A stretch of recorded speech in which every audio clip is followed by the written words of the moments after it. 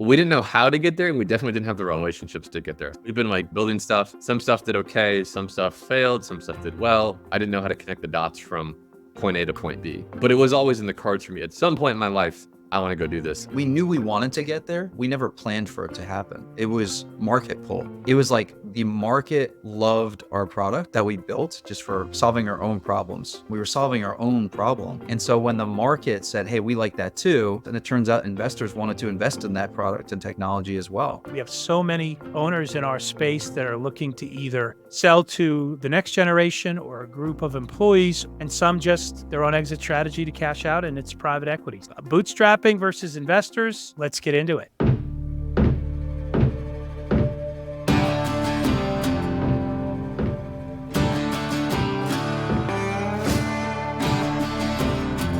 Strong companies, lasting partnerships, powerful events. Welcome to the Experience Builders Podcast.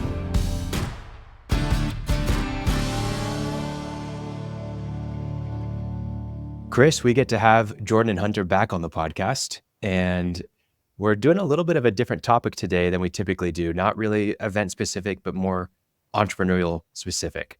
And so excited to hear their story.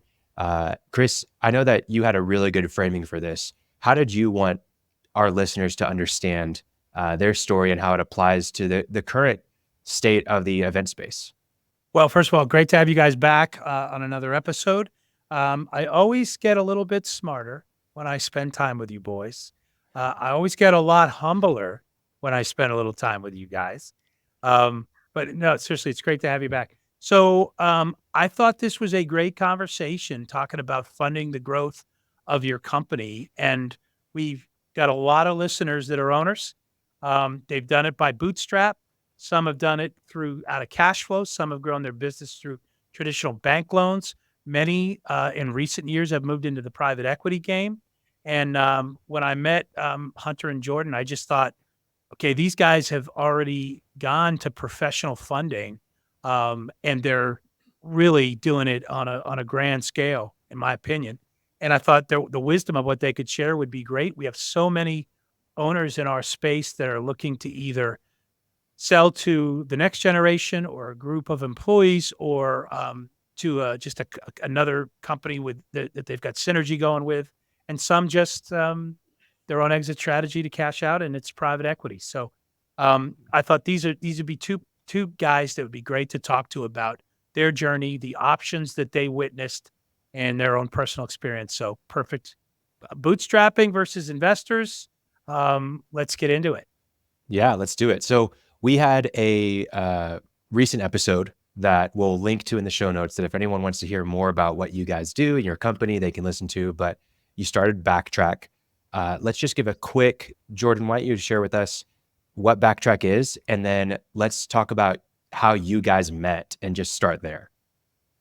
Yeah, for sure. Well, first, guys, thanks for having us back. We're excited to tell the audience our story and what we do here. So Khalil, to answer your question, Backtrack is what we call an AI booth sales assistant. So what we help people do while they're at their exhibitor booth is record, summarize, and organize the conversations they have with their hottest leads. And then we will automatically put those notes and transcriptions over in their CRM and automate that data entry. The biggest thing that makes Backtrack so unique is that we record backwards like a car dash cam, not forwards like some of the legacy recording tools that we all know and maybe use today. So that's a little bit about Backtrack. And then you asked how Hunter and I met. So the, I guess, backstory of our entrepreneurial journey is, I see Hunter smiling. It's so awesome. So we met the very first day of college back in 2013. We were both the new kid at school. We didn't know anybody. And the story is hilarious. So actually, I like, there's one kid that I sort of knew from high school who went to the college as well. Hunter didn't know a soul, and I knew this one kid, sort of.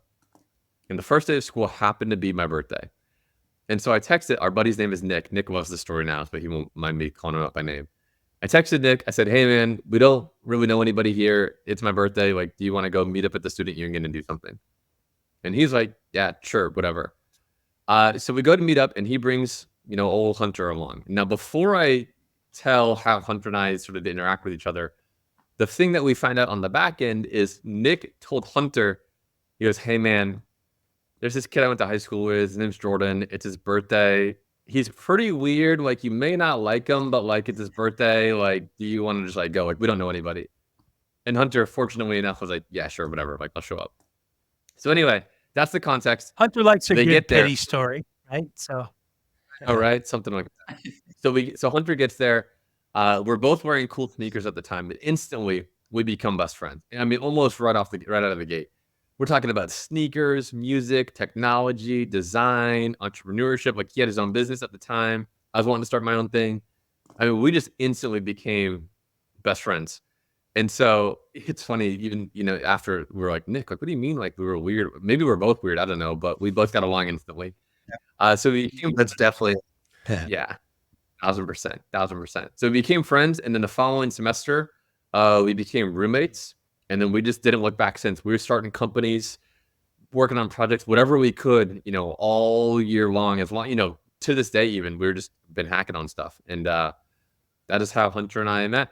That is the OG origin story. So as embarrassing it is, that's where it all started. No, that's awesome. So let's great beginning. fast track a little bit to the moment that you guys decide that you're going to start in on Backtrack, or I know it probably wasn't called Backtrack at the time. Is it right out of college? Is it after you've had a couple of jobs? How did you guys get to the point where you are like, hey, we're going all in on this? This was like half a year after college. So Hunter graduated the semester before me. And Hunter had moved to LA at the time to go work for like the biggest marketing agency in the world at that time, called Banff Media. So Hunter was out in LA. I was still in Florida. And again, just kind of like hacking on stuff, working on stuff. Hunter came back from LA. And at that time, the other Yak product had just started to come to life. I mean, like a version 0001. Like, it was very, very early. And Hunter came back right at the time. Said, hey, dude, like, you're back home. This is awesome. Like, look at what we're kind of starting. Do you want to get involved? And Hunter was like, yeah, sure. So Hunter got involved. We launched it on a website called Product Hunt, which I strongly recommend everybody talk about. And again, skipping a lot of backstory, it was the one that went, and that's what got us to our point now. But no, we started it shortly after we graduated, which is pretty insane. I actually want to answer your question directly, because I think this is really interesting. When did we decide that maybe perhaps we would go all in on it? We didn't go all in, but check this out. We submitted to Product Hunt. They had like this kind of like hackathon online thing. We didn't realize this was their first one, and we didn't realize at the time that you weren't supposed to build the thing. You were supposed to just kind of like design it out and submit it. So out of this there's at least 30 or 40 applicants.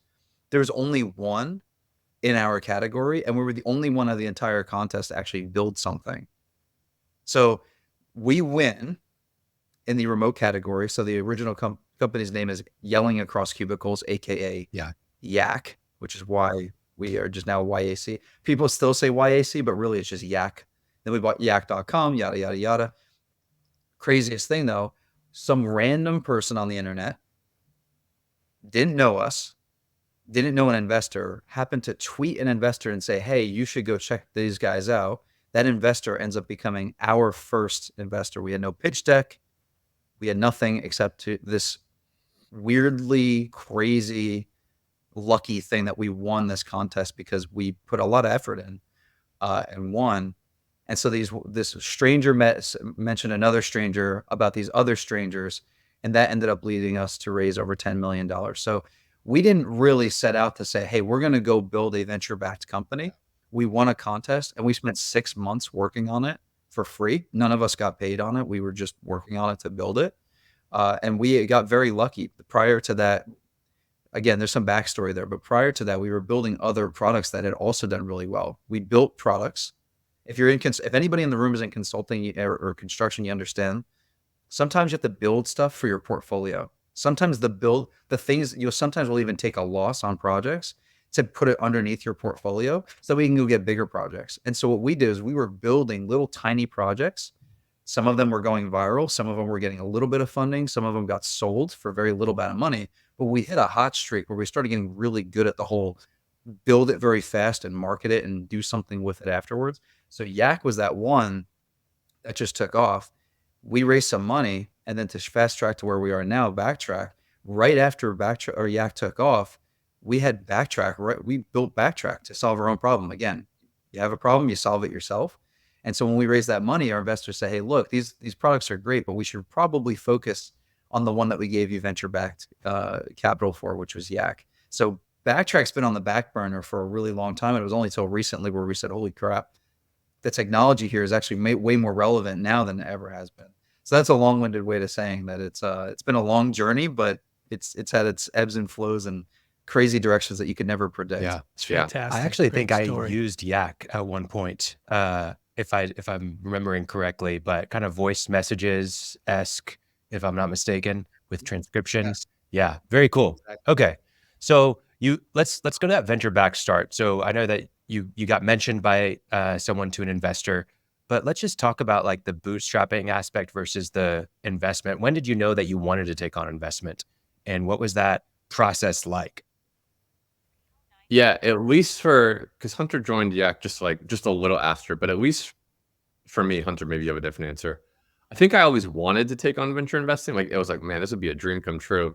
But like what Hunter was hinting towards and what he was saying is we didn't know how to get there, and we definitely didn't have the relationships to get there. So like again, in this small instance of this investor hitting us up, we got really fortunate.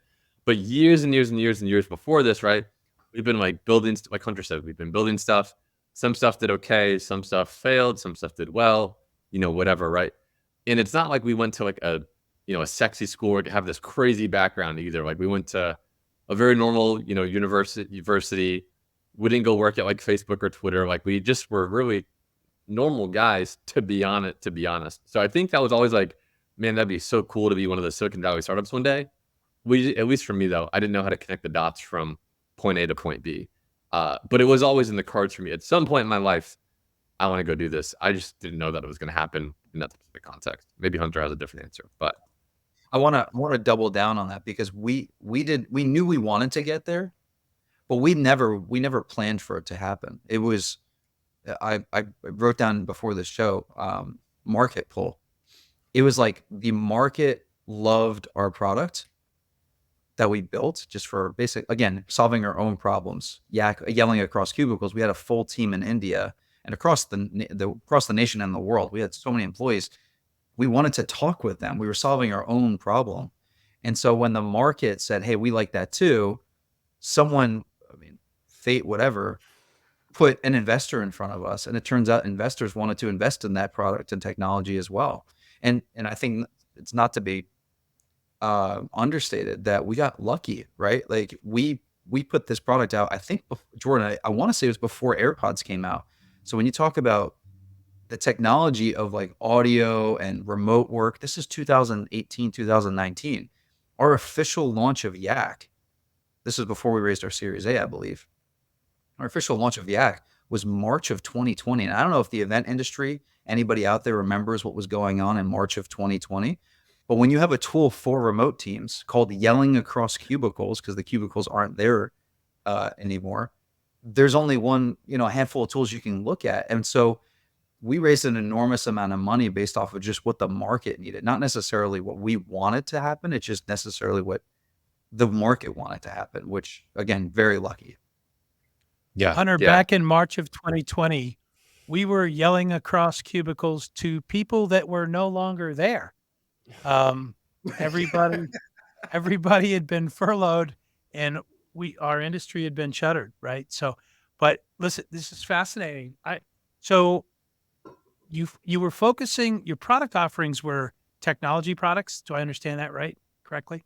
Is that what you were focused on? And was there an intentionality to a particular lane or was it any technology? If we heard of a problem or witnessed or felt one, we would just try and tackle it, or was there something more intentional, strategic? Oh, we would try and tackle it if it was relevant to us because again, like we had always wanted to connect these dots. Like so take us random, and this was before remote work was cool, you have to remember too. So take these random young guys from Florida and then the powerhouses that are in Silicon Valley we were just trying to connect those dots any way we could. And it was really damn hard at that point in time. So we were just putting stuff out there to see what would stick. We were trying to post online or whatever. Sometimes it felt like just like a shout down an empty hall, right? But to your point, Chris, like that's why we were just putting out these technology products, and again, putting so many shots on goal. And then it's like, yes, we got lucky that somebody picked up Yak, but at the same time, we had put out so much volume, and we were posting so often, but nobody even noticing who we were.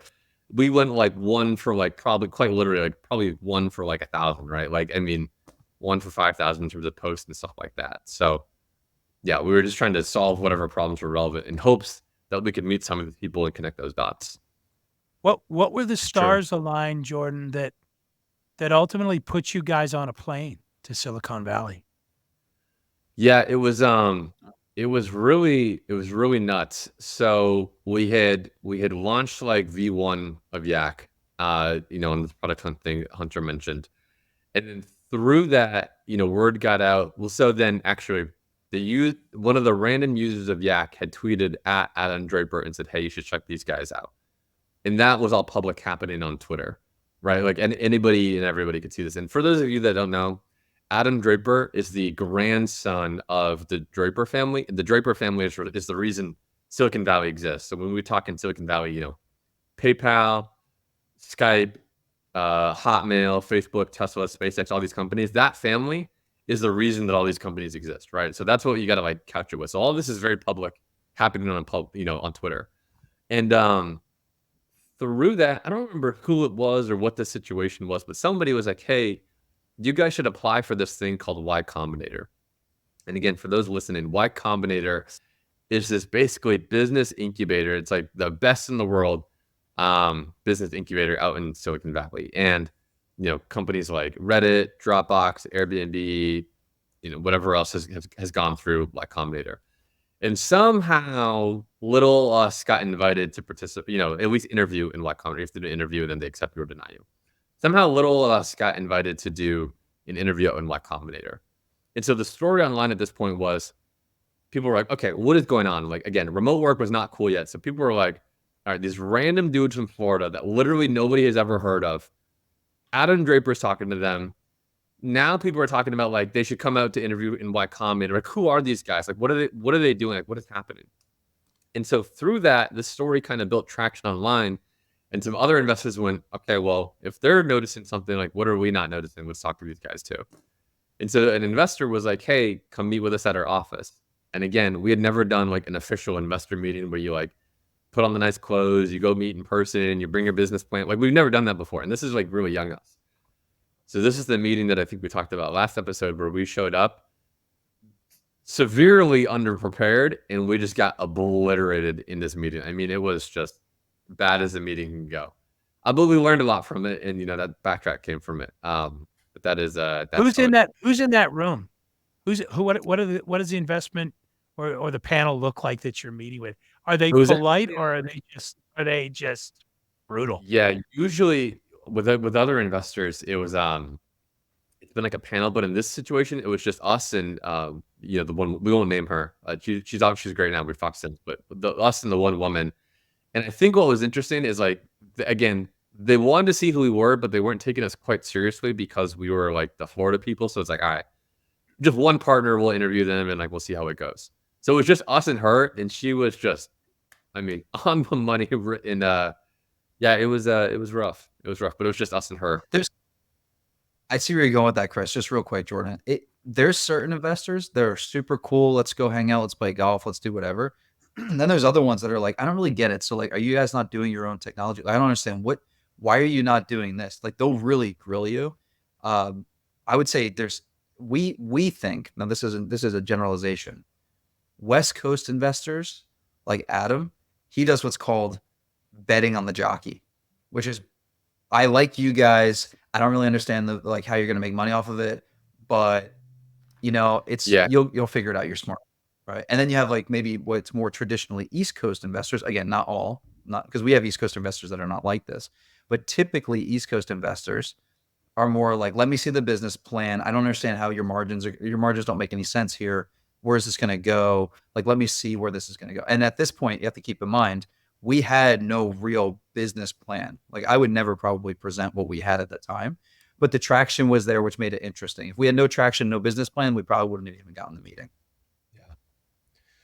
I hope that makes sense. Yeah, no, for sure. And so where are you guys at now? Like you've taken on money. You mentioned Series A earlier. Have you gone past Series A? And then also what, I know Chris wants to talk about exit strategy a little bit, because that's kind of a hot topic right now in the event space. But what does it kind of look like going forward for you guys, and how do you see this growing? So we did raise a Series A back in 2021, and that was really exciting. Unfortunately, now the company is in a position where we don't have to raise again if we don't want to, right? So you can kind of control your own destiny. We have a long while to go, which is really neat. And beyond that, now I think, back then at least people were like, oh, you're in the headlines, you're doing this, you're doing that, you're raising the money. But now it's just like doing the unsexy work. Like our day-to-day isn't like this glamorous sort of thing, right? Like we're fortunate enough that we're on a podcast with Mr. Chris himself, but generally speaking, we're just opening the CRM, calling people, writing emails, doing that stuff. And so, yeah, nothing too sexy, just doing the day-to-day work. Cool. This is just such a classic American success story, the way you guys, it sounds like you caught a couple breaks, but you're not strangers to the hard work. Like you said, you hit 1 in 1,000, right? Well, that's a lot of swings. So maybe you didn't have an intentional choice to go, we choose, venture capital as our doorway. But as traditional bank loans, government-backed loans, private equity, was there any thought of different types of financial resources you could tap into? Or did you just go, we're going where the energy is? And the energy is a Draper contract, right? So I guess, but yeah, before the Draper sort of situation, I mean, it was like an option because we had launched Yak and it got some traction at that point. And we were just, like Hunter mentioned, we were bootstrapping for a little bit.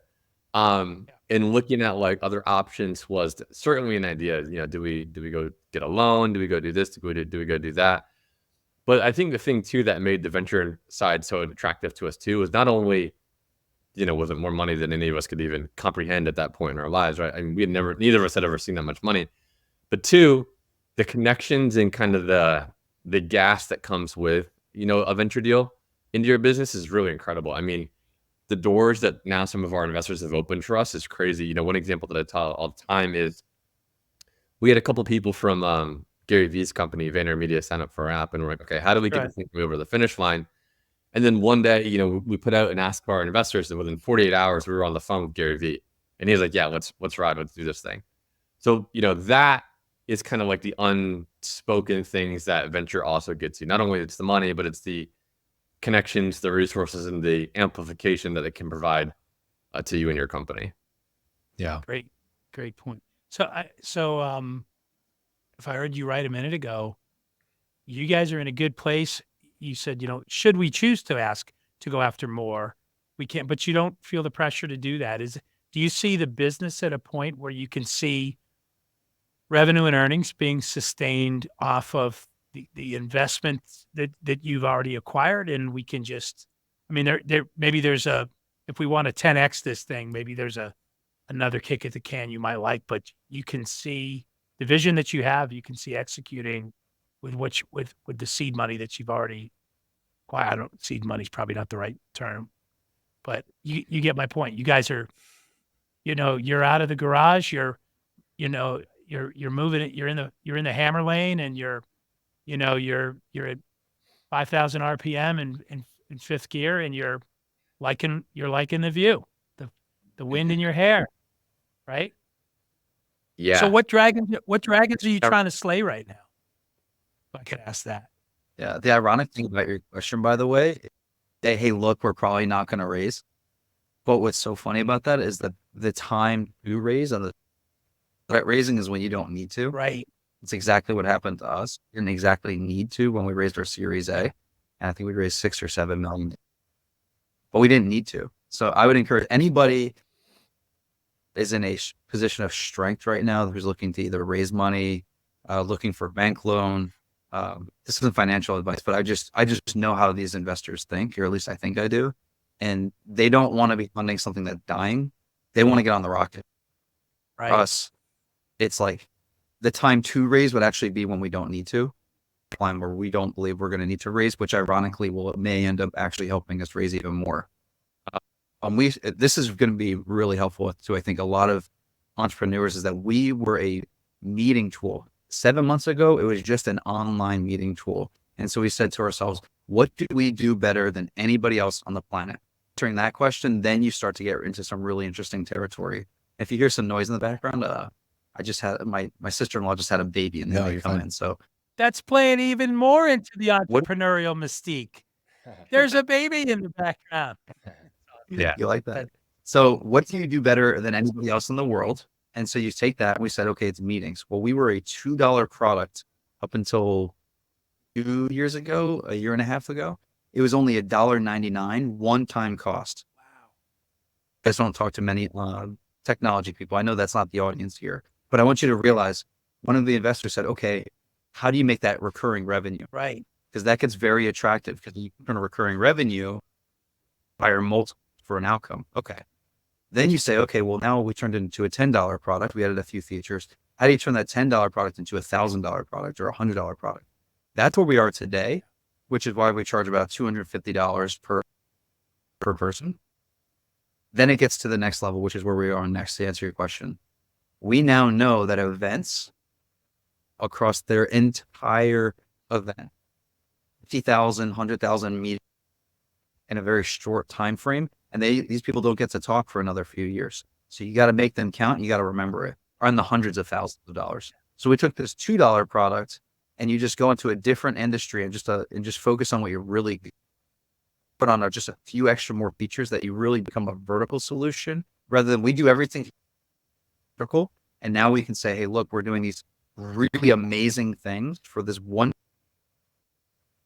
It's changed everything for us. I don't know if that's going to work for everybody, but that's the advice that our investors have been giving us. And you see the fact we're even having this conversation means that it's working to some degree. Look, I want to be conscious of the time because I know you got a hard break coming up, guys. 2 final questions that I'm thinking of. One is, so, we have a lot of owners in our space. Typically, when they go for the kind of money that you guys did to scale up, it's usually to buy a piece of real estate or a big box facility that they need. And I've got a lot of owner friends that have waxed poetic about hating that they've got quarterly financials. They got to report to the bankers, and there's other opinions now, sort of overseeing. Is that a thing for you guys that hey, this is now, this is a part of the business that we've had to get good at, or we don't love it? And just follow up to that second question is, have you been able to move the holy grail, right, for entrepreneurs? Is I need to go from working in my business to working on my business full time. Have you been able to make that leap, or are you still grinding at night on slapping code and trying to just make the trains run on time? So either one of you or both of you, any thoughts on those? Yeah. As far as kind of the metrics and reporting, I mean, it's something we've definitely had to learn, and we do it all the time. So every week, we have to report our metrics. Every month we send an investor update. Every quarter we have to send like all the financials. So the P&Ls, cash flow, all of that stuff. Right. So that is an adjustment. And then on the note of kind of working on versus in the business, I'd say a little bit of both. I mean, I feel like every day Hunter and I are in the business, like grinding on sales or marketing or putting together proposals or decks or whatever. And we're certainly not afraid to get our hands dirty. So, a little bit of both for both of us day to day. Spoken by the do-it-yourself exhibit you guys made not too long ago, which we're going to keep those pictures off of this presentation because I know you can do spectacular things with PVC pipe, but we're going to try and help make sure that we get you guys a better presence on the show. Come on, that's my guys. Or Those that don't know, these guys are just like we are. For the regular Experience Builders listeners, they are. I suspect you're going to meet a lot of the listeners either through EDPA contacts, but you have a great product. We are so glad you came on and shared your story. I promise you, you're going to be wildly successful with this product. I just know you will, and you're gonna get a lot of friends, not just from this podcast, but I think from the community you've already started meeting. So really great, just great to have you guys. Couldn't be happier for you. So Khalil, take us home. Anything else? Yeah, Thank you. no, you got it. Use backtrack.com. I don't know if we mentioned this already. That'll be in the show notes. Hunter, Jordan, Absolutely. thank you so much for joining us, for sharing your story, and excited to follow your journey as you continue to grow. Awesome. All right, thanks, guys. Thanks. Appreciate you guys. Thanks for listening to the Experience Builders Podcast. Check out our website in the show notes or visit crewxp.com to learn more.